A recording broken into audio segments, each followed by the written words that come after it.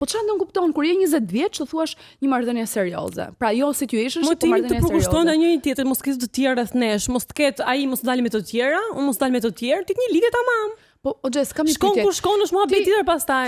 Ti flet shumë mirë, Jesse flet shumë mirë nga këndvështrimi i saj dhe ti thua unë jam 20 vjeç dhe di se çfarë dua. Po sa 20 vjeçare din se çfarë duan kur janë në të 20-tat e Unë jam hershme. dakord, unë jam mendimin tim dhe opinionin tim këtu. Dhe mua këtu më vjen pak keq në një pikë sepse e gjithë kjo gjëja ndodh 20 vjeç, po zgjatet aq shumë sa shkon deri te 30 vjeç. Është keq një 30 vjeçar të bëj këtë gjën, të krijojë një situationship kur është 30 vjeç. Mendoj që është okay, unë mendoj që është një fazë eksplorimi. Nis 20 kjo dhe mendoj që hësë është okay, hësë unë kam kohë, hësë kam moshën përpara që të dal me këtë, të dal me ato tjetrën pasaj, të pëlqej këtë, të shkoj me këtë, të flej me këtë. Dhe pastaj bëhen aq shumë gjëra sa ti shkon 30, je aq shumë i stresuar, ka shumë gjëra në mendje dhe prapë nuk e gati për të krijuar diçka serioze. Dhe unë këto Gjese ka shumë faktor, mund të jetë një njerëz që s'ka dalë nga një lidhje, është i lënduar, nuk është gati emocionalisht, nuk është i disponueshëm për të krijuar diçka tjetër. Atëherë të mbaj friends with benefits, mos të mbaj situationships. E dyta, ai çuni mund të ketë për shembull ka 1001 punë dhe lidhja do për kushtim, nuk do të thotë që nuk të ka qef, por ka nevojë për kohën e vet ta shohë vetë si do shkoj,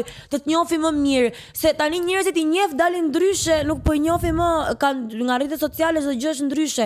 Unë jam Blerta, këtë episod të plot të pa manual keni mundësi ta shihni vetëm në YouTube tek Andale.al dhe të gjitha prodhimet tona të tjera. Kështu që urgjent tani të bëni subscribe tek Andale.al.